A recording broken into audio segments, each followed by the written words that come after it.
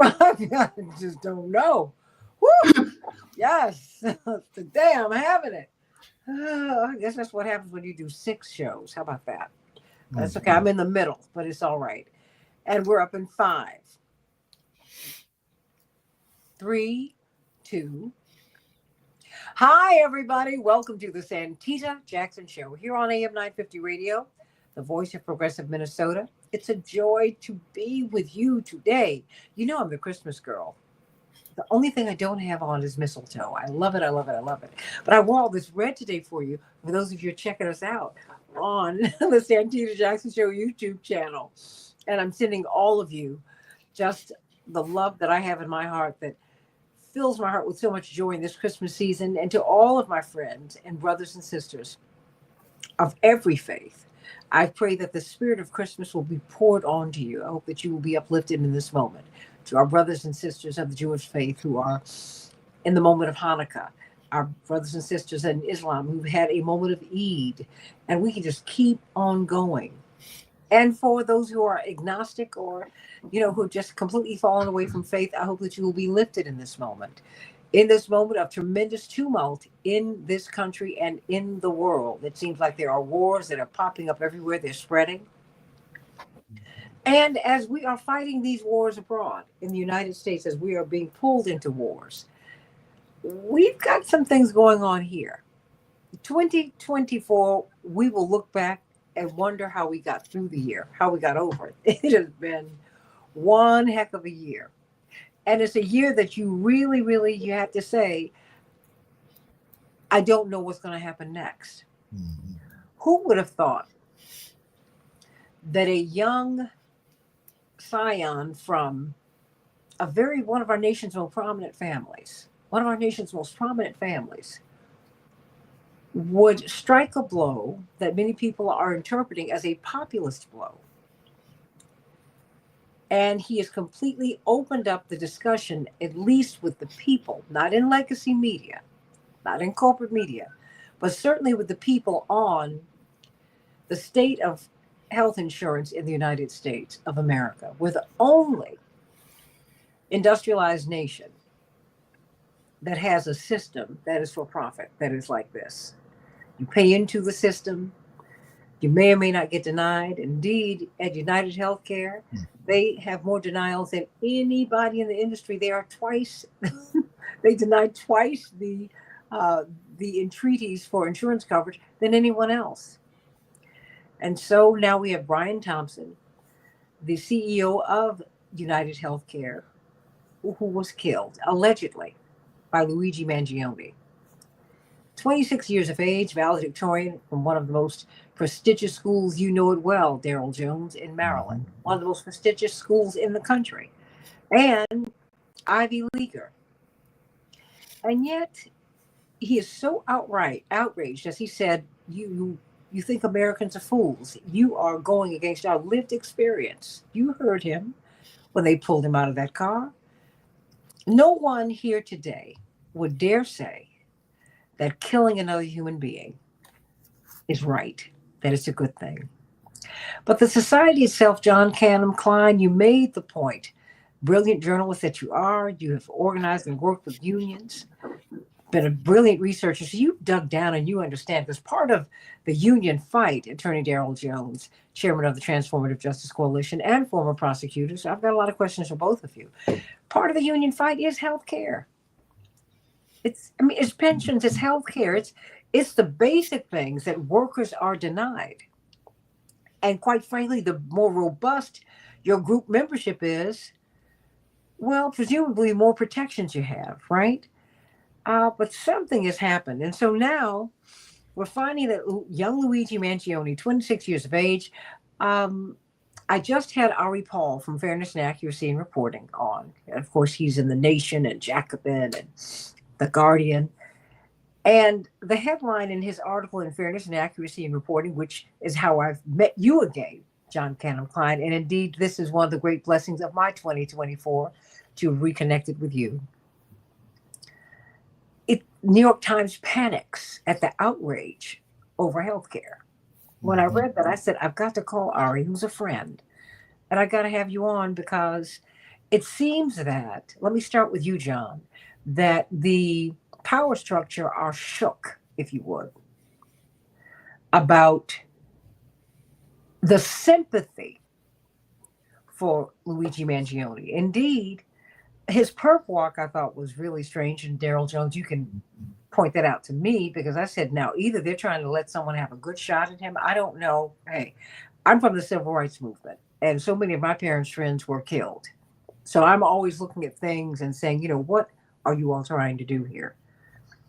But I know that it was really big. John Canham Klein, you have the mayor of New York who meets him on the tarmac and they escort him in. And of course, he's a former.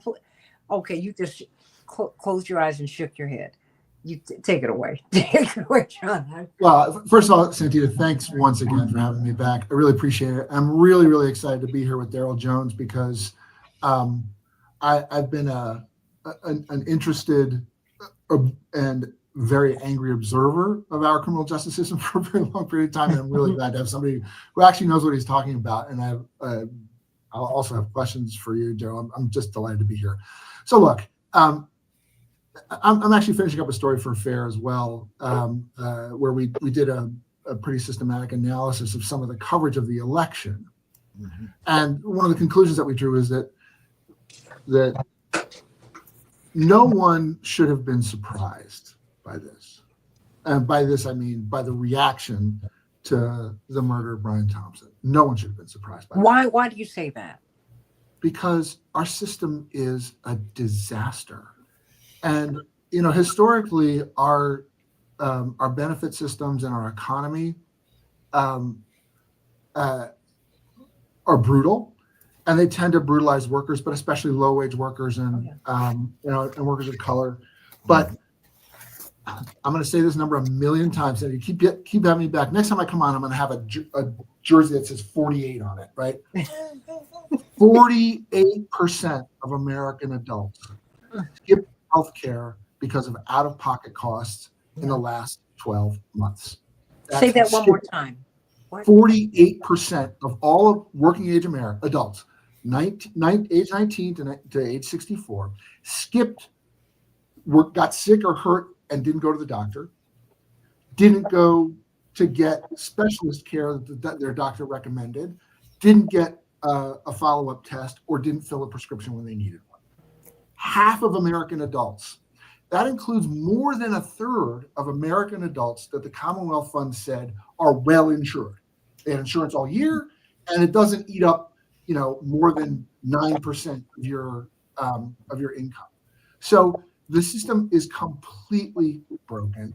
John, if I can interrupt you here, just one moment, because we all, even when you have blue chip premium insurance, you get ghosted with a bill when you get home. Absolutely. I'm like, wait a minute, I paid you until you get through the deductible. The co-pays are pretty high. Mm-hmm. How is it? I'm trying to figure out what happened here.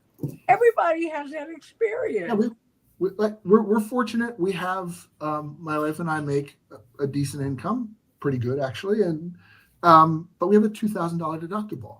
And when I look at people that work where my wife works, I can't imagine how they actually are able to get health care, and they're not getting health care.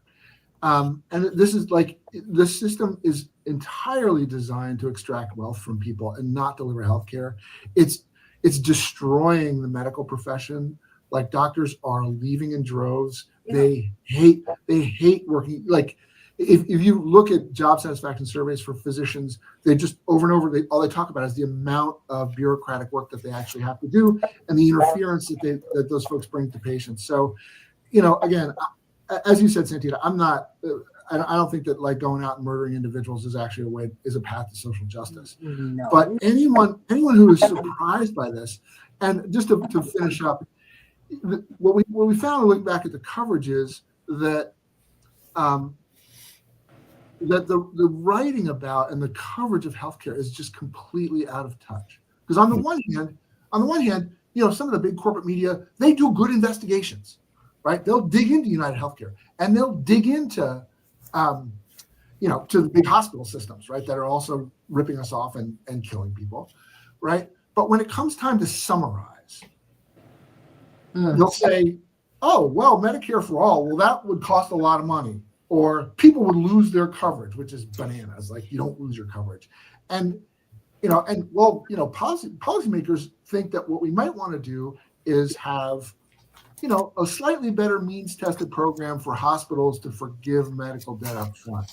And that's like the disconnect between what should happen in a system that spends twice as much money per person as other countries do. Right. That's the thing. Like, we're not in this is not a situation of scarcity. Right.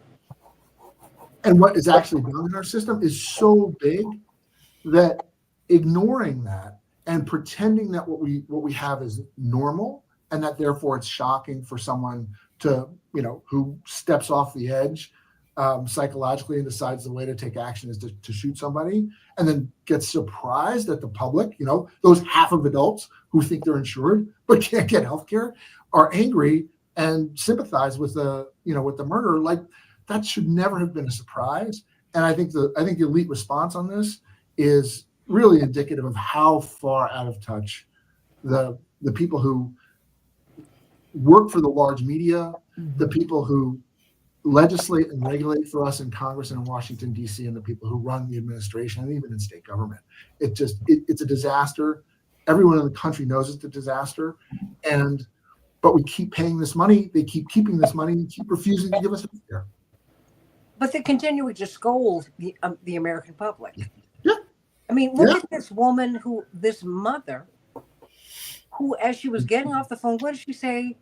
Deny, depose. What was it? Deny, delay, depose. Deny, delay, depose. And then, wait a minute, $100,000. She slapped with that. She is in jail. They locked her up. Yep. I mean, wait a minute. I mean, and this boy, because he's 26, he's a boy to me. Okay. He's facing the death penalty if he killed someone, if he killed the doorman at the hotel. He might be out in 10. Yeah. So what's the deal here, John? Well, I actually want to kick this to Daryl, because for me, watching the federal government, the state governments fight with each other to indict this guy, and so that the feds can make sure that there's a death penalty charge on the table for him, it just shows you how, as you said, how freaked out they are, Santita. It's again, I've now reached well beyond the limits of my expertise in criminal justice. I'd love to hear what Daryl has to say about that. Well, I mean, and Daryl, I'm kicking it to you because you're a former prosecutor, because they're fighting Pennsylvania. I mean, he didn't do it in Pennsylvania. They caught him in Pennsylvania at the McDonald's. Okay, it happened in New York. Mm-hmm. But you are who? I mean, who can? How can we charge him for? How can we charge him for murder? In the meantime, you've got people, they don't show it. Corporate media will not show it, John. Daryl, they won't show it. Mm-hmm. They will not show you the people outside holding Free Luigi signs. Mm-hmm. Mm-hmm. And you're absolutely right, Santita. One of the most interesting things is that had Luigi Mangione killed just an ordinary citizen, you wouldn't hear anything about federal charges being brought. You wouldn't have the media circus that's following him. It's every day. It's every day that people are extradited from one state to another state to stand for trial.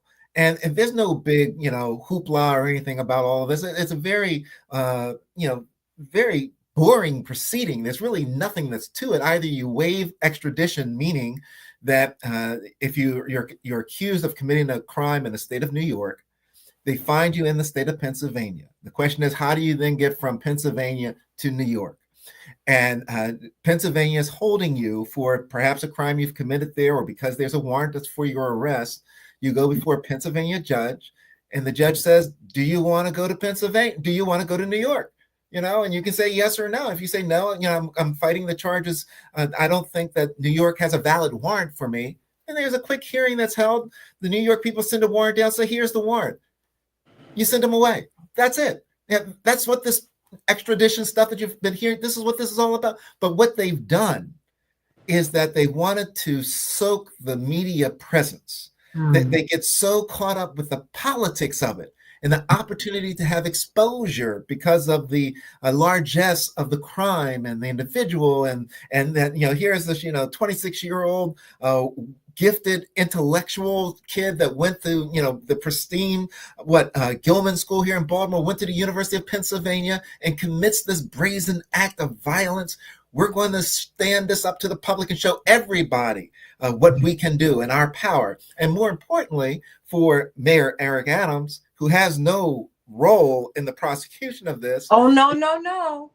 He had to catch him on the tarmac, and he had to walk him in. I know it's not, you know what? It's so absurd. It makes me it was Daryl, you're the former prosecutor, and John, I'm not letting you off because you are a seasoned journalist and you deal with the optics. And that's what it was. This was optics. This is an embattled, and I'll let John speak to it. This is an embattled mayor, right? Who wants nothing more than to divert attention away from him to something that's bigger than him, right? Or supposedly bigger than him. Just move the media off of me, off onto somebody else. And that's what you see, I believe, happening here. And I'll kick that over to John. Yeah, look, I mean, right. I think you are appropriately lawyerly in what you said, Daryl, because what I was thinking is Eric Adams is trying to avoid attention to his own future perp walk, right? I mean, come on. That's it. Look, yeah. What's fascinating about the optics is a couple things. One, first of all, surrounding this guy with several dozen police officers all in body armor, like it's absurd, right? And secondly, and as Daryl said, all in pursuit of an absolutely normal, boring legal procedure, right? And then secondly, the idea for in Adams' head, this idea that like being there is going to show that he's for law and order or for whatever. I think the optics of it were not exactly as the prosecutors and police expected, because here you have this guy, he looks kind of heroic, right? He's all by himself, walking along, standing up tall, surrounded by all these people, heavily armed, and the mayor and everybody's there, and he's just like walking in. And it really was quite a remarkable spectacle. And I think the point that Daryl made is absolutely critical. Look, we live in an intensely violent society.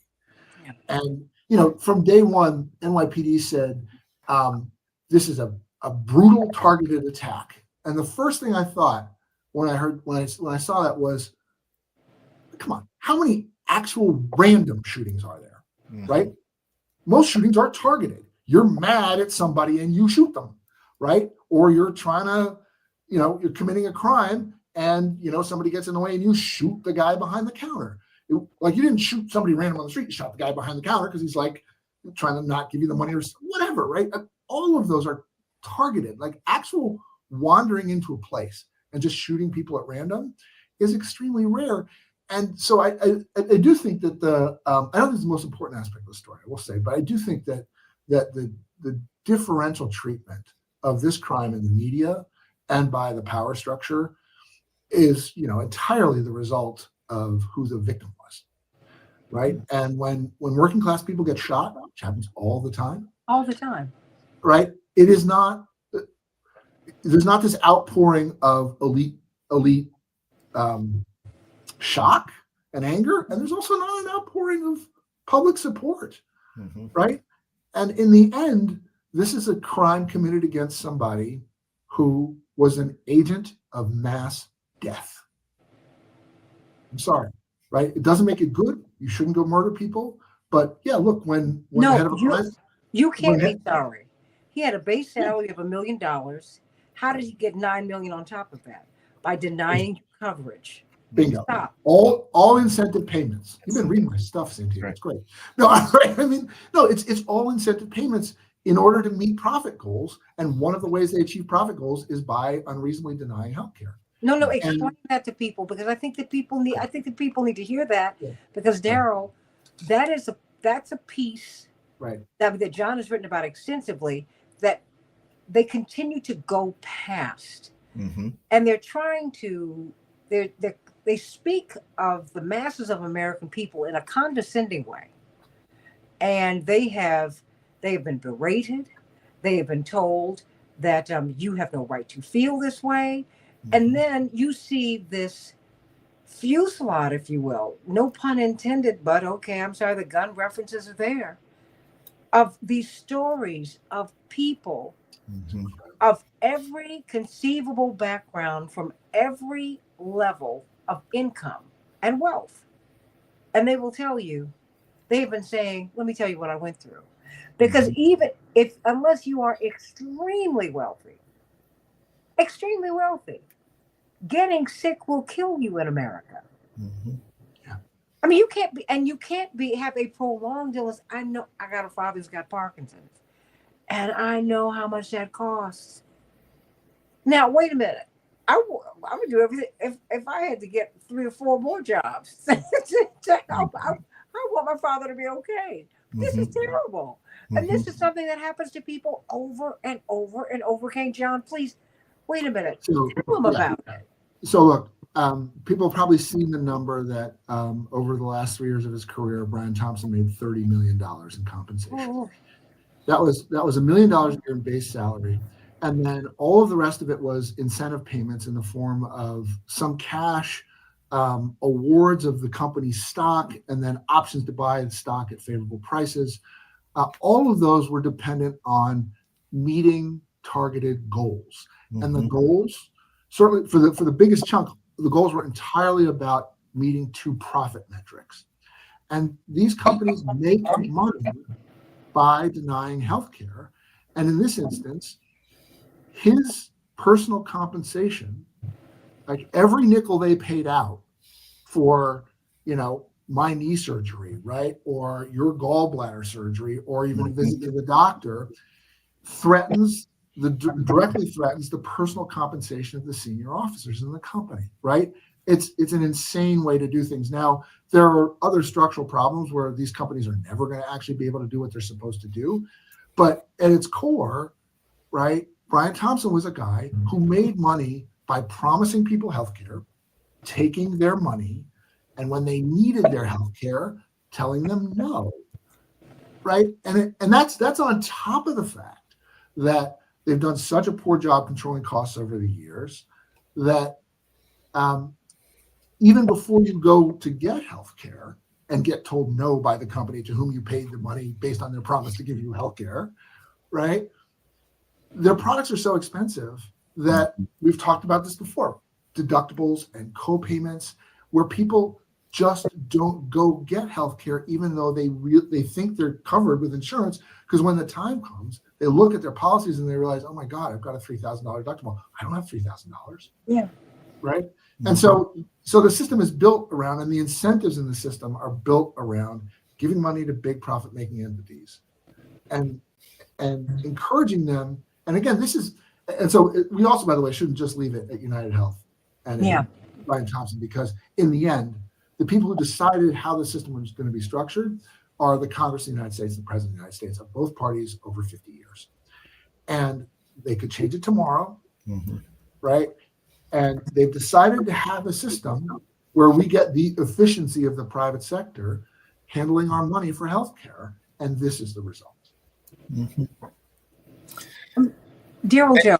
Oh, no. What were you about to say? Because And Santita, one of the things that I've continually said regarding this killing and this situation with United Healthcare is that we've got to use this as the spark to really have the conversation about a real comprehensive conversation about healthcare in the United States, not just talking about Mangione and Thompson, but I believe there should be field hearings all across this country going on right now, where people are telling their elected officials, these are my experiences. I can't afford this.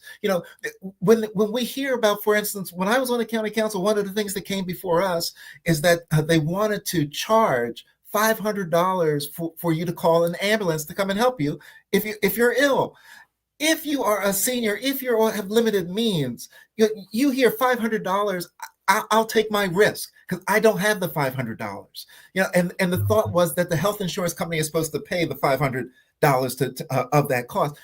We need to have a real discussion across this country about health insurance, about people's experiences, and match their experiences with the legislative and the elected officials so that they can put in place measures to limit what's happening to the individuals. Because, I think, and I'll continue to say, the more media presence they give Luigi Maggioni, the more of an issue this is going to become. They may say that they're trying, the Americans talk about praising a killer. What America, I believe, is doing is it's saying we need to address this issue. This kid wouldn't have done this if he hadn't gone through all of this. If America was the number one for the cost of healthcare, but number 42 or 47 or something like that for life expectancy, there's a problem that's here, and that's what he was trying to point out. And I think that what we're going to see happening, so long as they continue with this media circus that's going on, you're going to continue to hear conversation about, this is what happened to me. This is why I'm against all of this. This is why I'm going to hold this kid up as a saint and all this other stuff. And it's going to be very difficult, I predict, to find a jury because it's going to be tough to find a jury in New York City that's going to be against this kid. Not saying that they're favoring what he did, but I think that when you ask, about their opinions, will it bias them? You're going to hear a lot of stuff. Are you going to go to that jury instruction and are you going to ask folks, have you been impacted by the health insurance industry? Come on, it's going to be tough to find that neutral juror that says, I have not been adversely impacted by the health industry. That's going to be one of the questions. Attorney Daryl Jones, you're not going to find anybody because people have had it, and you see it. It's in the zeitgeist. Attorney Jones and John Canham Klein, people have had it. They are exhausted. They are tired. They are floating between Bernie Sanders and Donald Trump. Mm-hmm. They want they want someone who's going to go in and make life right for them. I've always said that it was a huge mistake, huge error, to say that everybody who voted for Trump was some raging racist who just hated Black people and they hated brown people and they wanted to make everybody's life awful. That's not true. There are some of those people who voted for Biden, quite frankly, and voted for Kamala. I mean, the people are a mixed bag of a lot of things. What people are looking for right now, they cannot afford rent. They cannot afford a mortgage. What's that? I mean, you had, what is it, Klaus from the World Economic Forum, who said that we will own nothing and we will like it. That's not the American dream. So, I mean, pardon my rant, but they're missing this. And that's why the thing is, you can't ignore him, but if you ignore the substance of his discussion, it's not going to do anything but grow because people don't even trust the media. John? No. Well, look, I think that you're right about all of that. And again, the level of disconnect between the political class in this country and the rest of us is really, really large. Mm-hmm. Let me give you an example of this, right? I mean, first of all, the New York Times ran a big story towards the end of the campaign where they said, the issue that wasn't health reform. Gosh, there's no health reform. There's no big comprehensive healthcare reform options on the table. And, why is that?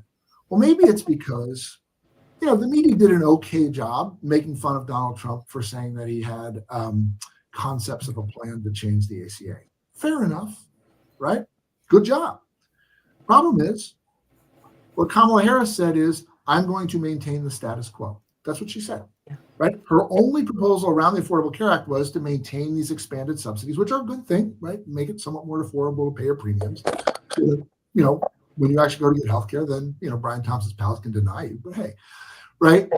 And that was it, right? And they had a phrase that was, we're going to build on the ACA. There was no build, right? There were no concrete blocks.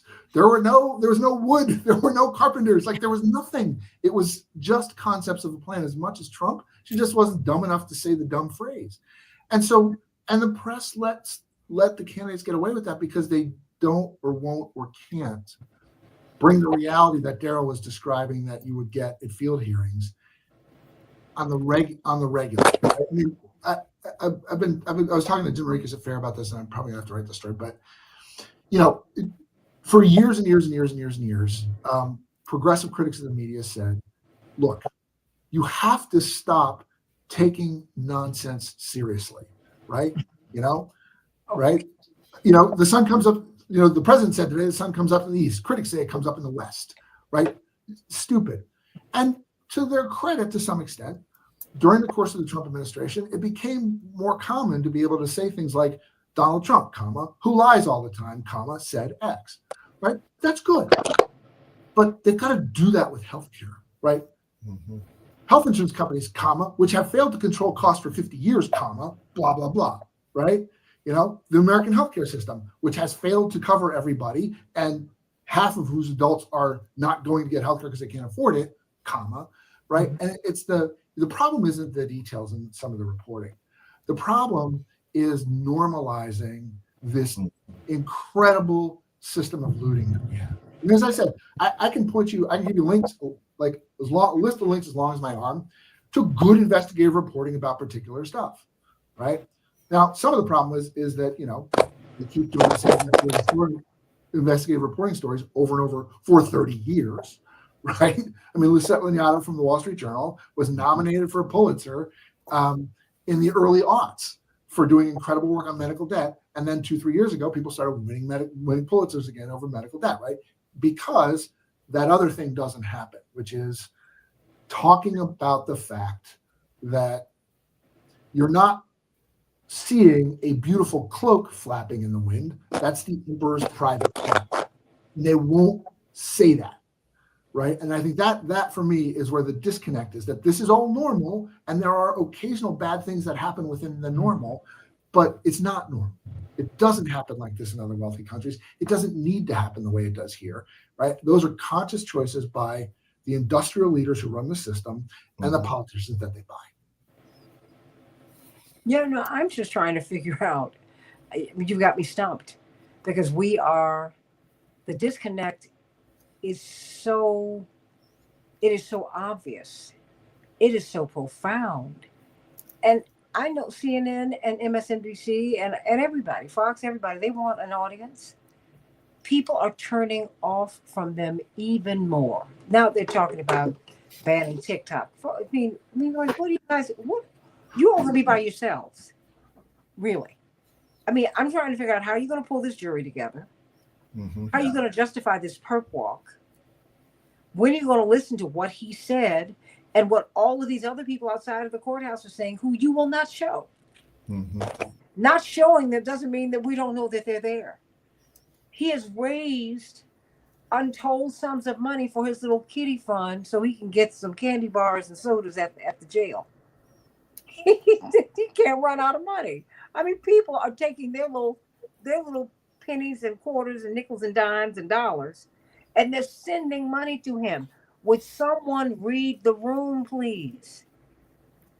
Because where was he on his way to? And so what do? They scrub their faces off of their internet. Everybody knows you're there. Mm-hmm. And I certainly don't want to see anything else happen to anyone. But you know what? I say that not just to them. I say that to the next person who calls in and who you all have holding for 2 or 3 days because they just got a cancer diagnosis. Because that's what's happening. I mean, it happens every single day. I mean, so tell me, was he overcharged, Daryl? I mean, because I'm trying to figure out Pennsylvania. I don't even know why we're discussing Pennsylvania. It didn't happen in Pennsylvania. Right. I don't understand that. And I don't understand if you kill the doorman, as I said, sadly, he'd probably be out in 10 to 15. But this guy, you sure would not face federal terrorism charges. Right. No. And wait a minute, stay right there, because what's concerning is that now I feel like I'm listening to George Carlin. It's a club and we ain't in it. And you can't say anything. I'm not saying you should threaten to take someone's life. I would never say that. Mhm. But they are trying to frighten and make the people kowtow to their narrative. I don't know. I don't think that's going to work now.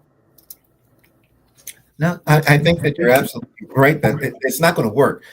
And I would venture to say that the majority of American people have had an adverse experience with the healthcare industry and with the healthcare insurance in particular. And so, this going after him the way that they are, it's going to backfire on the media. It's going to backfire tremendously with regards to what they're trying to frame up in terms of having him, be this, I don't know, poster boy, just a murderer. That's not the image that's coming across. That's not what's happening.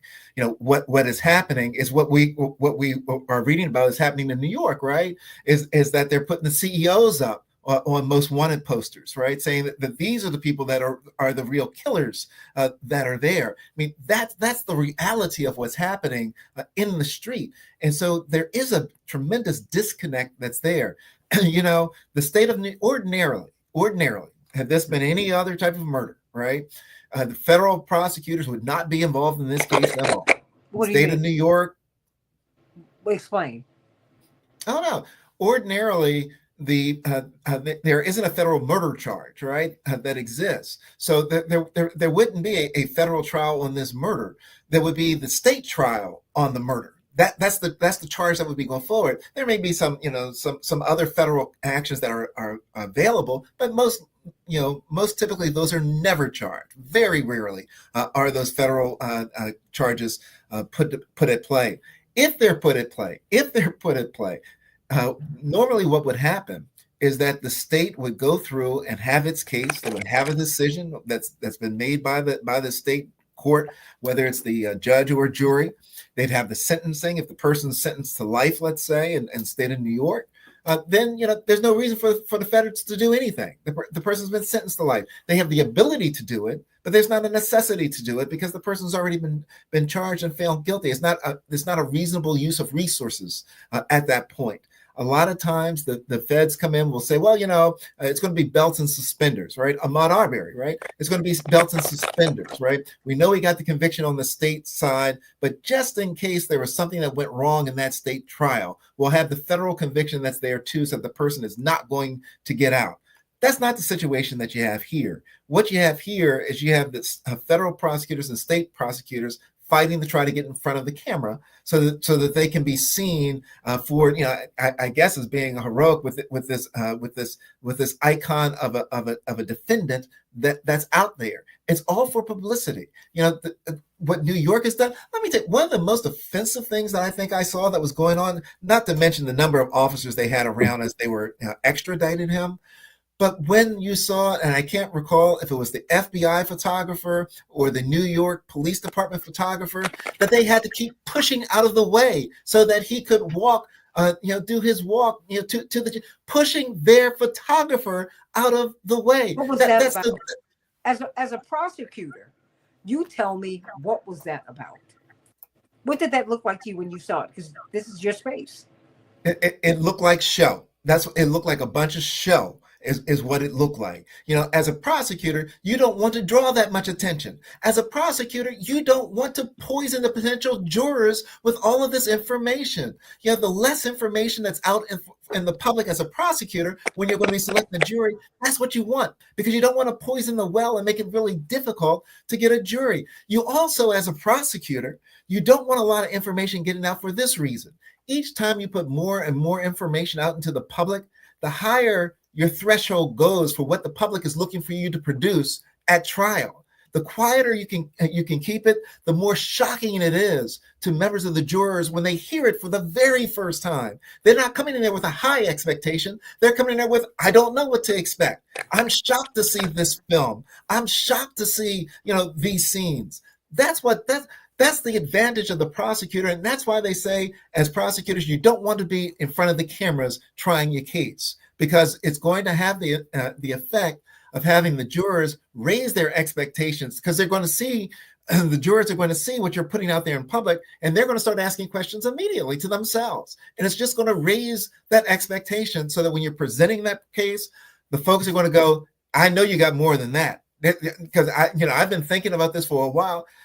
you don't want that. You don't want that, Santita, and that's the reason why, as prosecutors, generally prosecutors say, I don't want to try my case in the press. I want my case tried in the courtroom. Well, that is not happening, and it already. Do you know what? The conversation about this case, John, precedes the crime. People, yeah. Oh, please. I mean, look,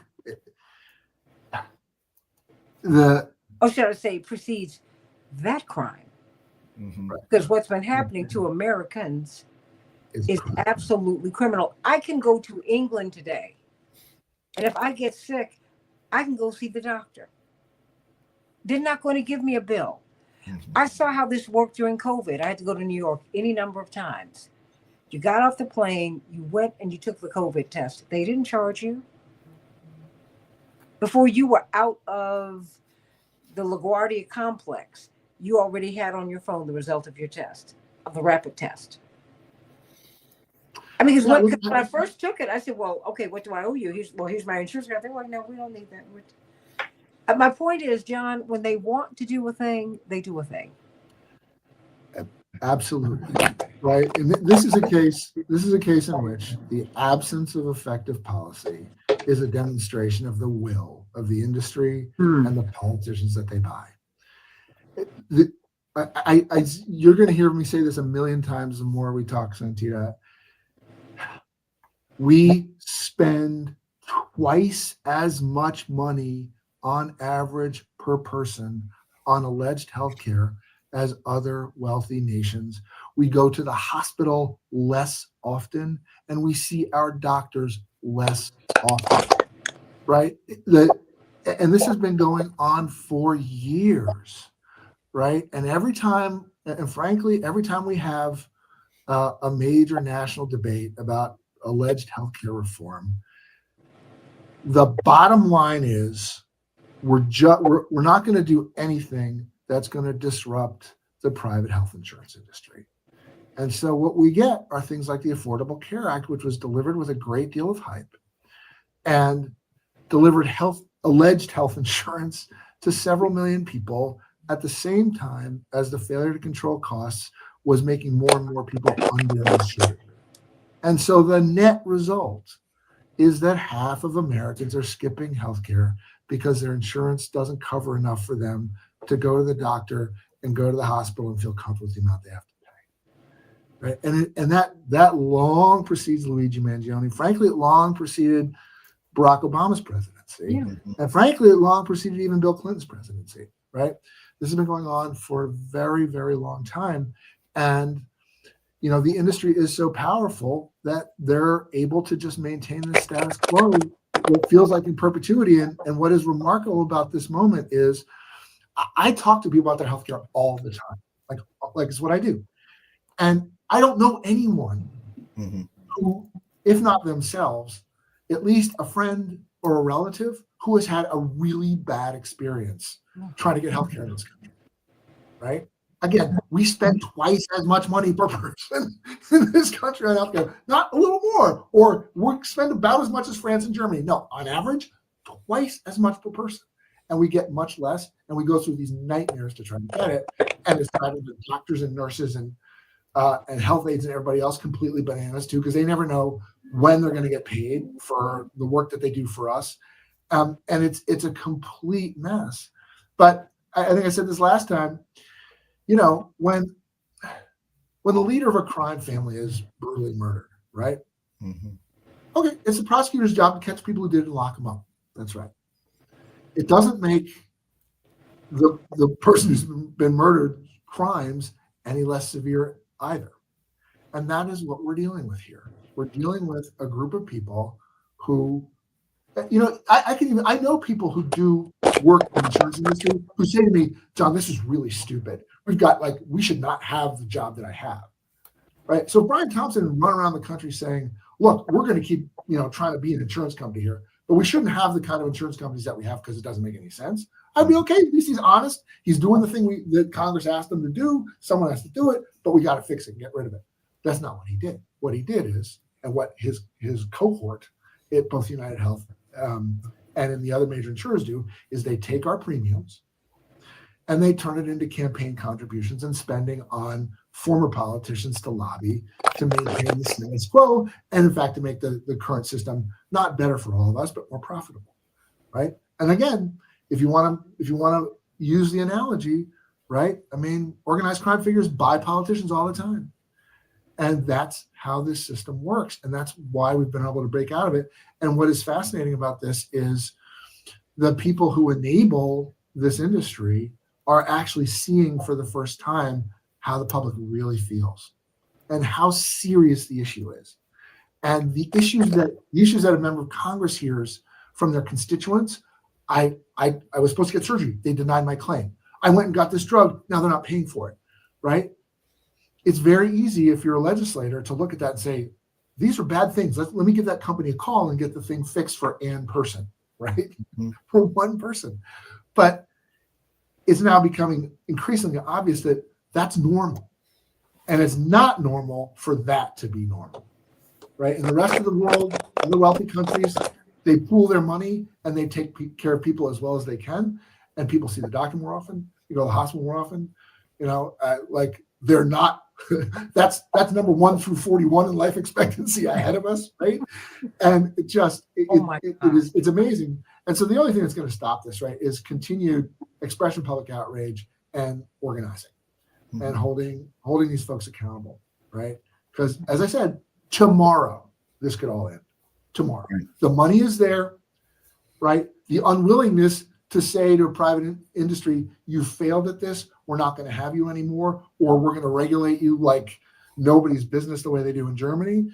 Like that's not there, and therefore the system is continuing. And so I think that's the only thing that actually does it. And I do think that, Daryl, your point about like we have to keep rubbing this in their faces is really important, and not in the sense of like running around saying, "Hooray, murder more people," but constantly taking these stories and taking these experiences and making it clear that this has become normal.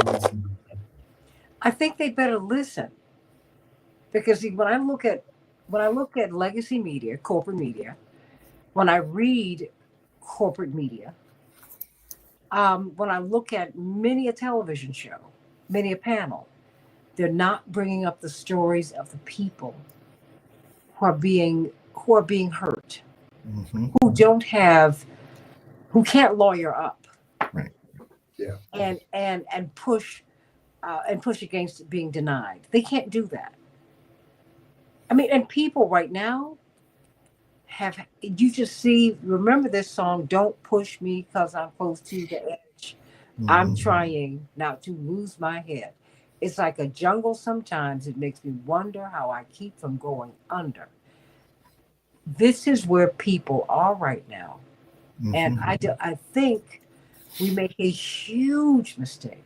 And that's why I wanted to bring this up. This is one of the final shows of the year. But this story, I just see it looming larger and larger and larger. Because people are in a lot of pain, Daryl. Mm-hmm. And when you see beyond the fact, and when I saw one of these headlines, John Canham Klein and Attorney Daryl Jones, they were saying that basically he's being treated differently because he's young and he's white and he's wealthy. And good looking. I said, stop it! Don't you abuse racism like this? This is cutting across racial lines. People have had it. See, whenever I see these people using race and racism that way, I know you're playing a game with me, because what you're trying to do is put a cleave in this discussion and with the unity that people are now forming in this conversation. Right. So I hope that people don't fall for that. Don't fall for that. No one is celebrating this man's death. But I'm not celebrating the deaths of what's more than 68,000 Americans who die needlessly every year. And that's just the tip of the iceberg. That's the tip of the iceberg. Mm-hmm. Attorney Jones, I got a couple minutes for you, and then John, you can close this out. Attorney Jones, what are we supposed to do? What am I looking at?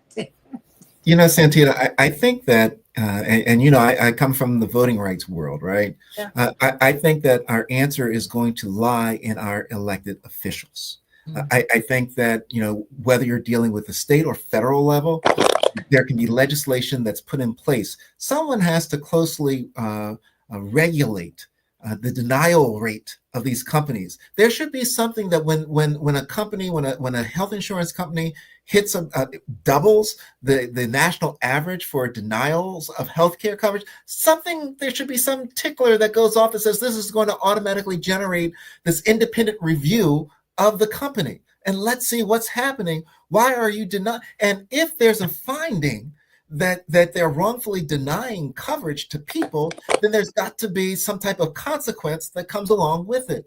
But all of that, I believe, Santita, begins with us holding elected officials responsible. That's why I call for the field hearings. I call for the field hearings because we got to keep the issue at the forefront. This is how you keep the issue at the forefront. And if you have elected officials that are against you, that are being paid off by the healthcare lobbyists, then you need to get rid of them. You need to know where they are, know where they stand, and find someone who will stand with the people with regards to healthcare. That's both state level and the federal level, both levels of government. We've got to be certain that that's what we're after. Santita, so my closing words really are that we have got to stand together as one. We've got to stand together as the recipients of the healthcare that pay the bills for those folks to say, we want accountability on that level too, and we want elected officials that are going to hold them accountable. That's what I think we are, Santita, and that's what I think our next steps are. John Canham Klein, your closing thoughts. Well, I agree with Daryl's point about it boils down to holding people in power accountable. I think that's essential to it. I have a slightly different view, I think, on what needs to be done, which is the reality is this blows up all the time. Every 5-10 years, we see the same thing. We were talking about movies. There are actually a lot of movies that deal with this, right? Sicko. Yep. The Rainmaker is another one, Absolutely. right? John Grisham, wrote a novel about this stuff. Matt Damon's in that movie, right? And where they were preying on low-income people. And so my view of this actually is that we're not going to regulate health insurance into being good. This is not going to happen. Mm-hmm. And it's done. It's failed. We gave them a job to do 50 years ago, and they've just decided not to do it. And I think that we're well beyond that. And I worry, that if we allow, and really, I think my biggest beef with media is allowing conversations to devolve into very narrow regulations. So and some of this is from personal experience. Here in Connecticut, I was part of a movement where we put in place some of the first and best medical debt regulations 20 years ago. We're still awash in medical debt in Connecticut, right? 9 years ago, as part of, I worked with, labor and other folks to pass a major across the board consumer protection bill, which included some of the first restrictions on surprise billing, which includes some of the first defenses against facility fees, right? None of that has made the system significantly better. It gives people short-term relief from that particular trick that they use to abuse us, but they've got a big bag of tricks, right? They've got a big, a quiver full of a lot of arrows. And I think it's time to actually get private industry out of the business of paying for healthcare, and then to regulate the people who deliver healthcare, the big ones, like the big hospital systems, to make sure that they're delivering healthcare and not trying to figure out how to extract wealth from it as well. But at its core, I think that I strongly agree with Daryl that we have to organize and we have to hold the people with political power accountable to whatever it is that we're deciding. We've got to do it because, actually our lives depend upon it. We can see this every day. I'm like everybody else. I have had to go 1 or 2 rounds about my health care, and it is not fun. And I'm one of the fortunate ones. And I'm going to be straight up with you about that. That having been said, I've still had to fight. When I'm trying to get the right medication, they want. I'm like, no, my doctor wants me to have this, and my doctor said, do not let them put you on another medication. This is what I want you to have, and I got to have a fight. And we know, John, that getting the right medication can either increase your life or shorten it. Mm-hmm. Yep. Don't be fooled. There is a difference between these medications. All of this. We should not have to go through this. People die because of the bureaucratic decisions that these companies make. They do. Full stop. Every day. And don't forget, Santita, about what was also uncovered as a result of this case was the limitation that one insurance company was trying to do with anesthesia, right? Eliminating the amount of anesthesia that someone could get when they're you're undergoing surgery. And they stopped it the day that this man was killed. Right. Now, so you can, as violent as we are, which you pointed out, John, why should it come to that? Right. But they were scrambling. The anesthesiologists have been fighting. Blue Cross Blue Shield, up there with you, John, fighting them. They said, no, you can't cut off you can't stop paying for anesthesia after 2 hours. Are you kidding me? While I'm in surgery? What? They only stopped it when that man had been killed. They're supposed to be, all of this is done in the name of controlling costs, right? We put this private industry in charge of controlling costs for us, and they have failed spectacularly. So we get the worst of cost control, like, you get 2 hours of anesthesia. Too bad if you wake up in the middle of surgery, right? They put the worst of cost control on us. We don't get any of the benefits because they're not actually systemically saving money. They're extracting money from the system. Well, you know what? I don't know what kind of turning point this is, but I think this is a turning point. I do. And you never know how it's going to come. And you never know where it's going to come from. Who would have thought some little boy who started coming out of Chicago, went home to see his ancestors in Mississippi, that he would completely change the world? Who would have known that some privileged child from one of our most prominent families would change things?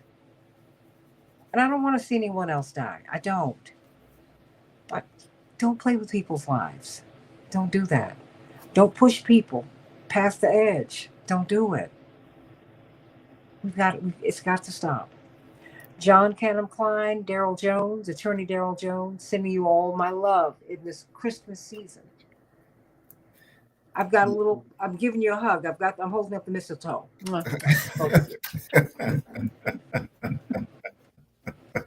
I'm sending you all so much love, but thank you so much. Sending you love. Thank you so much. Thanks so much, Santita. Thank you.